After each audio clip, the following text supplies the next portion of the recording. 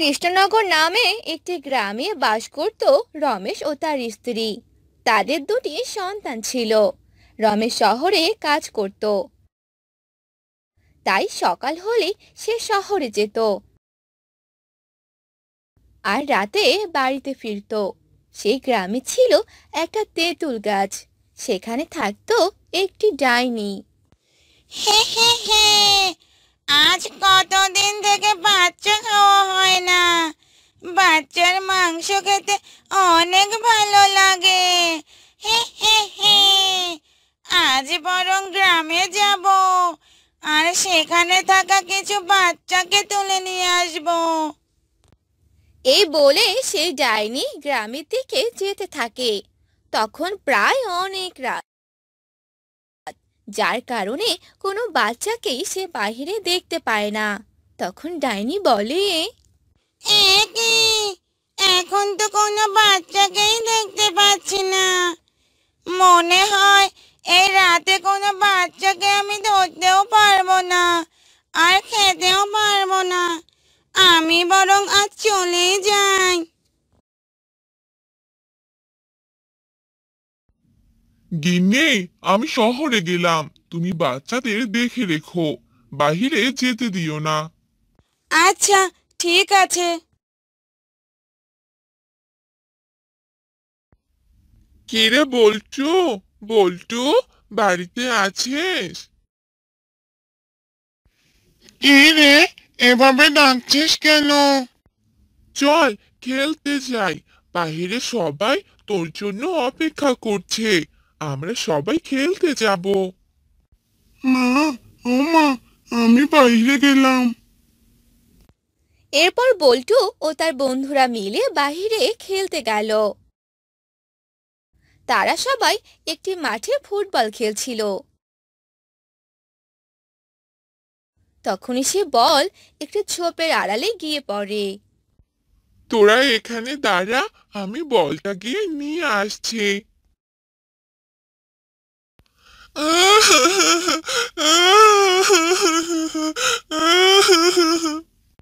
আরে, এখানে কে কান্না করছে? আরে কে তুমি? এখানে বসে আছো কেন? আমার যে কোনো খেলার সাথী নেই, তাই এখানে একা একা বসে কান্না করছি বলে। তারপর শিলু সে বাচ্চাটিকে নিয়ে আসে আর সবাই খেলতে থাকে। খেলা শেষ করতে করতে তাদের বিকেল হয়ে যায়। তখনই সে বাচ্চাটি বলে, আমার বাসা তো একটু দূরে, তুমি কি আমাকে একটু সামনে এগিয়ে দিয়ে আসবে? ঠিক আছে, চলো তাহলে। এরপর শিলু সে বাচ্চা ছেলেটিকে নিয়ে যেতে লাগলো। কিছু দূর যেতেই সে বাচ্চাটি এক ডাইনিতে পরিণত হলো আর জোরে জোরে হাসতে লাগলো। হে হে হে হে, এবার তোকে খাবো। কে কে কে কে তুমি? হ্যাঁ হ্যাঁ হ্যাঁ, কে? হে হে হে, আমি যে এক ডাইনি। তোকে যে এবার আমি তোকে যে এবার আমি খেয়ে নেব। না না না না, আমি যাব না। মা, মা মা, বাঁচাও আমাকে, বাঁচাও। কিন্তু সেই ডাইনিটা শিলুকে নিয়ে চলে যায় আর শিলুকে খেয়ে ফেলে। আর শিলুর মা বাবা শিলুকে নিয়ে অনেক চিন্তা করতে থাকে। কি রে বাবা বল্টু, শিলুকে নাকি কোথাও পাওয়া যাচ্ছে না? আমিও তো তাই শুনলাম মা, কিন্তু শিলু তো সেদিন আমার সাথে ছিল, কিন্তু কোথায় যে তারপর গেল কিছুই তো দেখলাম না। আর আমরা পরে চলে এসেছিলাম। আজকে থেকে তুই আর বাহিরে যাবি না, ঠিক আছে বাবা? এসব তুমি কি বলছো মা? আমি বাহিরে কেন যাব না? বাহিরে না গেলে খেলবো কি করে? কোনো খেলাধুলা করতে হবে না, বুঝলি? মনে হয় কোনো চোর এই গ্রামে এসেছে আর বাচ্চাদের চুরি করে নিয়ে যাচ্ছে। এসব তুমি কি বলছো মা? এই গ্রামে আবার চোর কোথা থেকে আসবে? তোকে এত কিছু বুঝতে হবে না। এভাবে অনেক দিন চলে যায় আর বল্টু বলতে থাকে, না, এভাবে সারাদিন বসে থাকতে আমার একদম ভালো লাগে না। আমি আজকে যে করেই হোক বাইরে যাবই যাব। বল্টু তার মাকে না বলে বাইরে চলে যায় আর যেতে যেতে সে ওই তেঁতুল গাছটার কাছে যায় আর বলে, আমি বরং এখানে কিছুক্ষণ বসে থাকি। হে হে হে, আজ যে কপালটাই খুলে গেল। আজ একটা বাচ্চাকে যে আমার আস্তানাতেই পেলাম, সেই মজা হবে।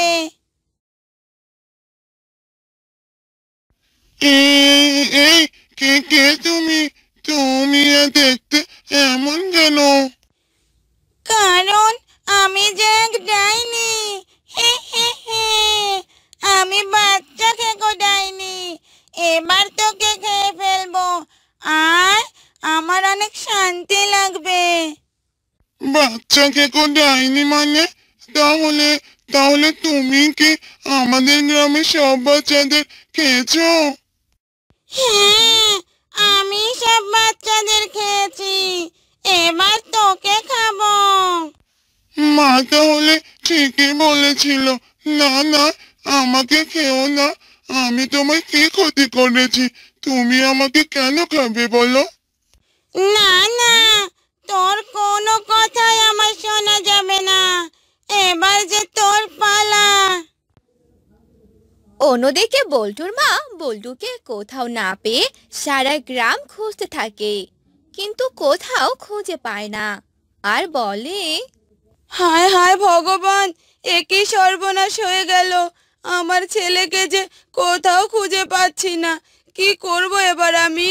হে হে হে, এবার অনেক শান্তি লাগছে আমার। হে হে হে হে। এই বলে সেই ডাইনি তেঁতুল গাছে উঠে পড়ে আর রাত হয়ে যায়।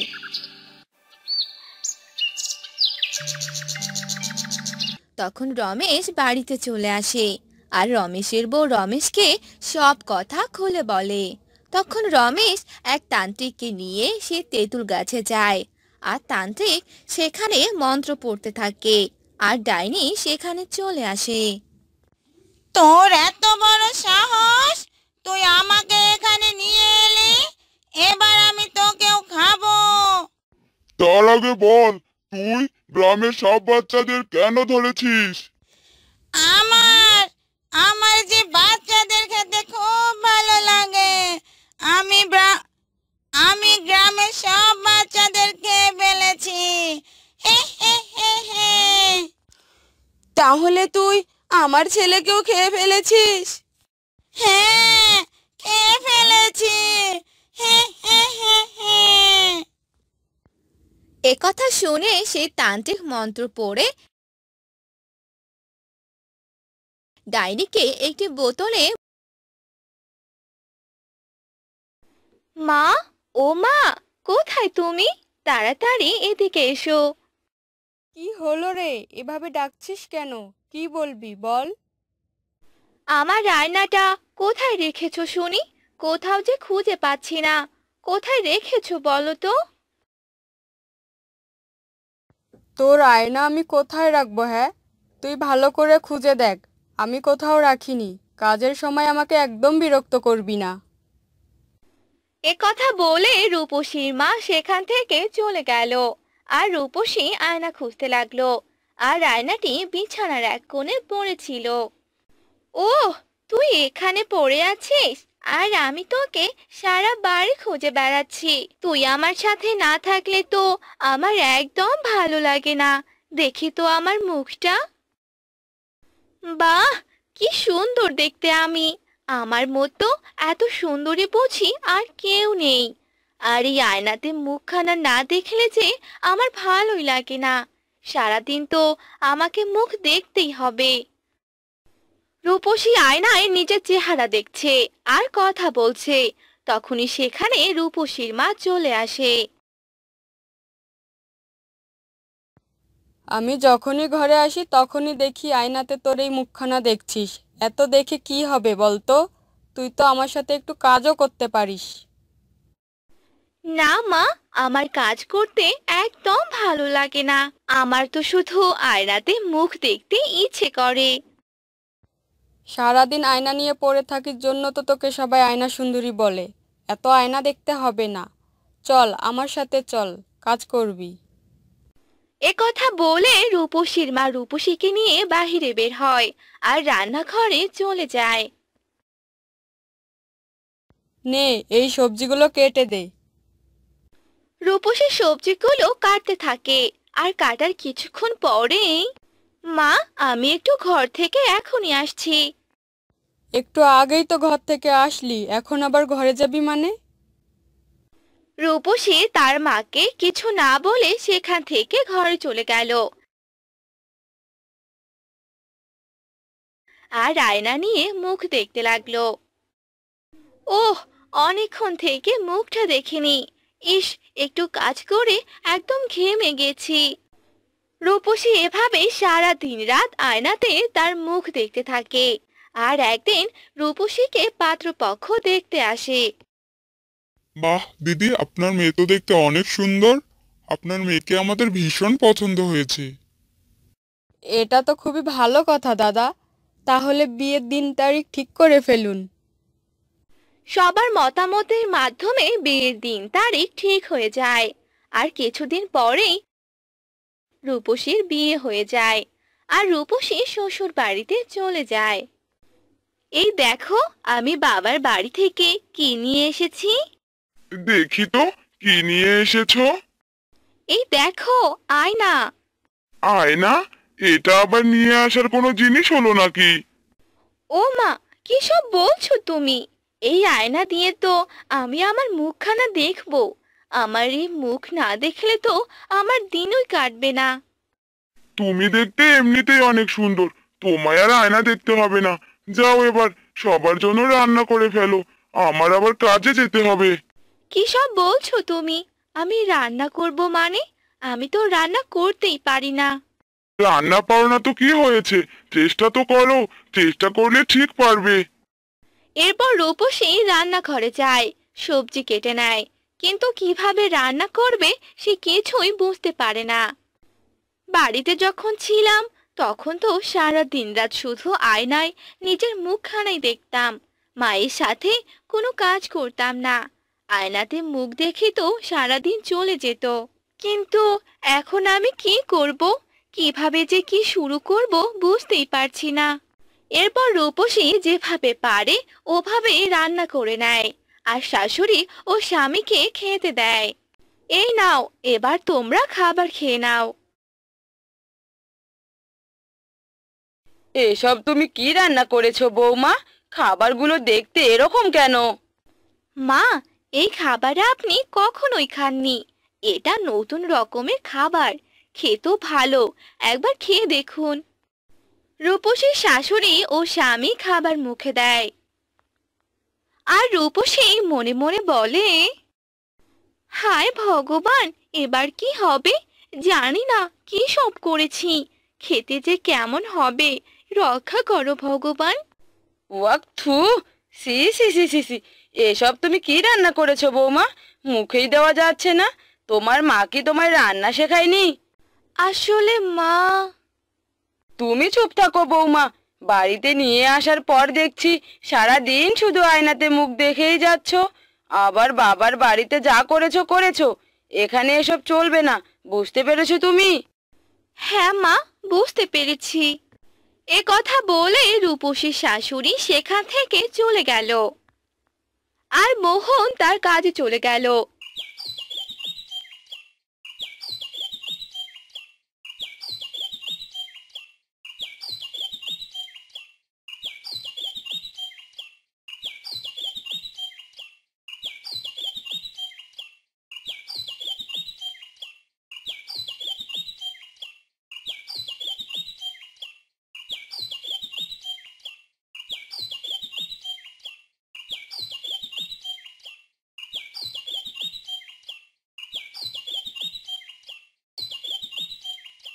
সারাদিনে আয়নাতে মুখ দেখেই তোমার এই অবস্থা। দাঁড়াও, এবার এ আয়নায় আমি ভেঙে ফেলবো। এই বলে রূপসীর শাশুড়ি রূপসীর ঘরে যায় আর আয়নাটি ভেঙে ফেলে। আর তখনই রূপসী সেখানে চলে আসে। এ কি মা, এসব আপনি কি করলেন? আপনি আমার আয়নাটি ভেঙে ফেলেছেন। হ্যাঁ, ঠিক করেছি। এবার আর আয়নায় মুখ দেখা হবে না। এবার থেকে কাজে মনোযোগ দাও, বুঝলে? হ্যাঁ মা, ঠিক আছে। এরপর রূপসীর শাশুড়ি সেখান থেকে চলে গেল আর রূপসী ভাঙ্গা আয়না হাতে নিয়ে কান্না করতে লাগলো। আমার আর আয়নাতে মুখ দেখা হলো না, আর কেউ আমাকে আয়না সুন্দরী বলবে না। এভাবে কেটে যায় বেশ কিছুদিন। রূপসী রান্না থেকে শুরু করে সব কাজ শিখে নেয়।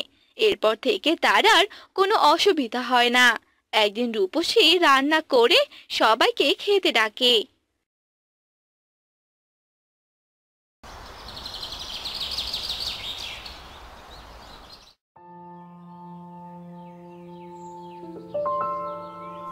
গিন্নি, ও গিন্নি, খেতে দাও তো।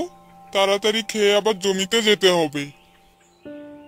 হ্যাঁ গো, দিচ্ছি, তুমি বসো, আমি তোমার জন্য খাবার আনছি।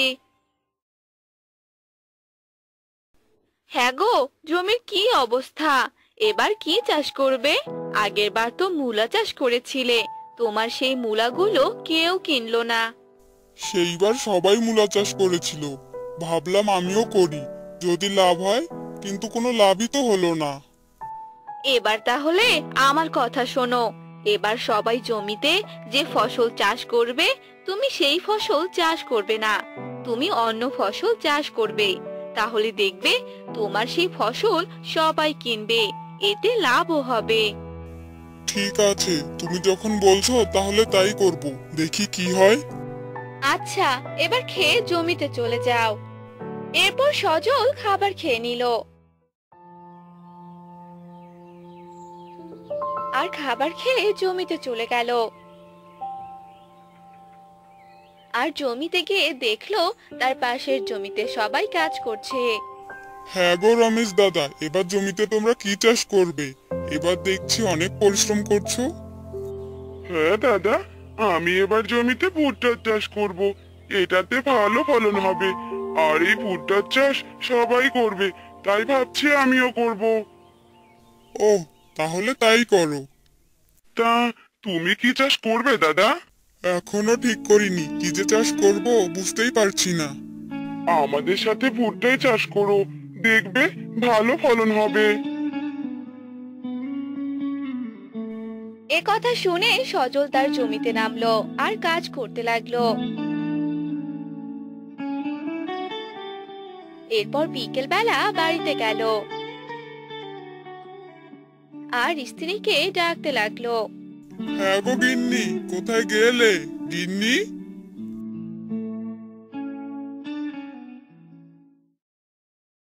হ্যাঁ গো, বলো, আমি রান্না করছিলাম। কি হয়েছে, এভাবে ডাকছো কেন? তোমার কাজ শেষ হলো? হ্যাঁ গো, কাজ শেষ হয়েছে, কিন্তু এবার তো জমিতে বীজ বুনতে হবে, কি করব বলো তো? আচ্ছা, এবার সবাই জমিতে কি চাষ করবে, শুনেছো কিছু? হ্যাঁ গো, শুনেছি এবার নাকি সবাই ভুট্টার চাষ করবে। ও, তাহলে তুমি বেগুনের চাষ করো। কাল বাজার থেকে বেগুনের চারাগুলো নিয়ে এসো। আচ্ছা ঠিক আছে, আমি তাহলে কাল সকালেই চারাগুলো নিয়ে আসবো। এরপর রাতে সজলের বউ সজলকে খেতে দিল। তারা খাবার খেয়ে রাতে ঘুমিয়ে পড়ে। পরদিন সকালবেলা। হ্যাঁ গো, আমি বাজারে গেলাম। ঠিক আছে।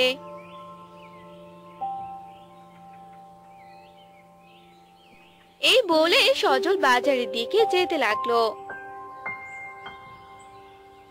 আর হাঁটতে হাঁটতে সজল একটি বুড়িকে দেখতে পেল। বুড়ির হাতে একটি ব্যাগও ছিল। আরে বুড়িমা, তুমি কোথায় যাচ্ছ? এই তো বাবা, একটু সামনে যাচ্ছি। সামনে কোথায় বুড়িমা, আমাকে বলুন, আমি আপনাকে দিয়ে আসবো।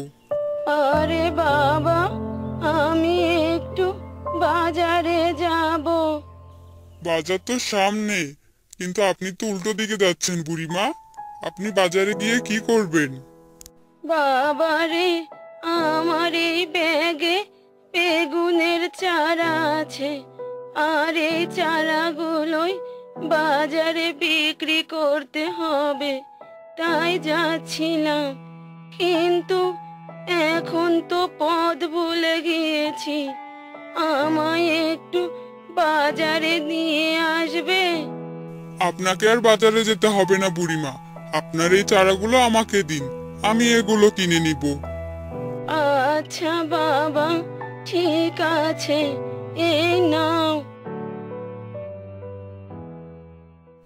এরপর সেই বুড়ি তার ব্যাগ থেকে বেগুনের চারাগুলো সজলকে দিয়ে দিল, আর সজল বুড়িকে টাকা দিয়ে দিল। এই নিন বুড়িমা, এই টাকাগুলো নিয়ে নিন আপনি, আর এখন বাসায় চলে যান। ঠিক আছে বাবা, তুমি আমাকে কষ্টের হাত থেকে বাঁচালে। বেঁচে থাকো বাবা। এই কথা বলে সেই বুড়ি সেখান থেকে চলে গেল, আর সজলও বাড়ির দিকে যেতে লাগলো।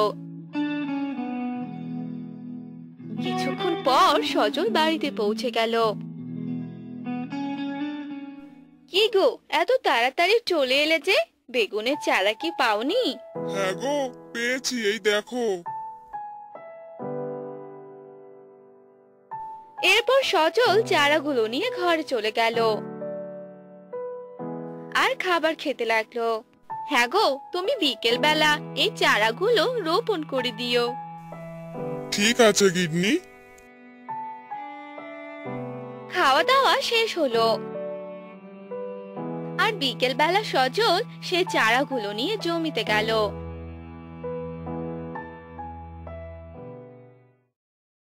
আর রোপণ করতে লাগলো।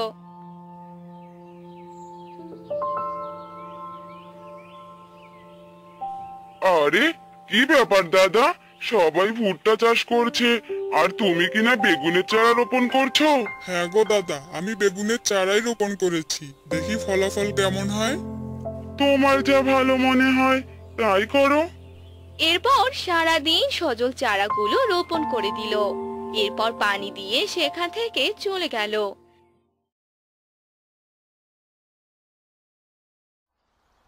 এভাবে কেটে গেল বেশ কয়েকদিন। আর একদিন সজল তার জমিতে এলো। আরে এ কি, এসব আমি কি দেখছি? বেগুন তলায় দেখছি লাউয়ের গাছ হয়েছে, সাথে বেগুনের গাছগুলোও বেশ ভালো হয়েছে। যাই, এ কথা গিন্নিকে গিয়ে বলি আমি।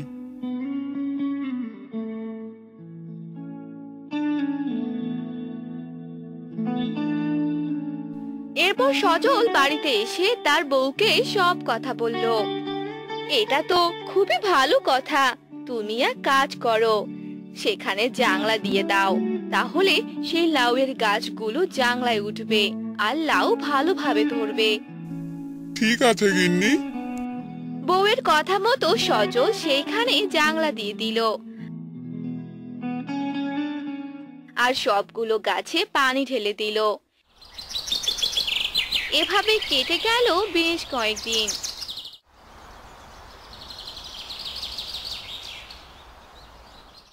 বাহ বাবা বাহ, আমার জমিতে দেখছি লাউ আর বেগুন দুটোই ভালো হয়েছে, কি তাজা তাজা সবজিগুলো। এরপর সজল বেগুনের সাথে লাউগুলো উঠিয়ে নিল, আর সেগুলো বাজারে নিয়ে গেল। আর কিছুদিনের মধ্যে সেই সবগুলো সবজি বিক্রি হয়ে গেল। আর এসব দেখে রমেশ সজলের কাছে এলো। কি ব্যাপার দাদা, তুমি তো এবার দেখিয়ে দিলে, সবার থেকে তোমার ব্যবসা ভালো হলো। সব ভগবানের আশীর্বাদ, আমার কাজ শেষ, এবার আমি বাড়িতে যাই। হ্যাঁ দাদা, যাও যাও। আর আমি সকাল থেকেই বসে আছি, কেউ ভুট্টা নিতেই এলো না। এবার ভুট্টার অনেক দাম, সবাই চাষ করেছে তো। তুমি ঠিক কাজ করেছো, ভুট্টা চাষ করনি। এসব শুনে সজল বাড়িতে চলে এলো। আর বউকে সব কথা খুলে বলল। এসব শুনে সজলের বউও অনেক খুশি হলো।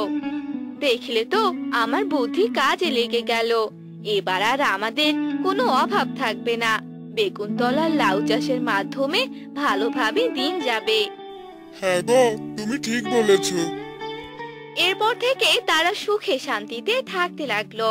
তাদের আর অভাব অনটন থাকলো না।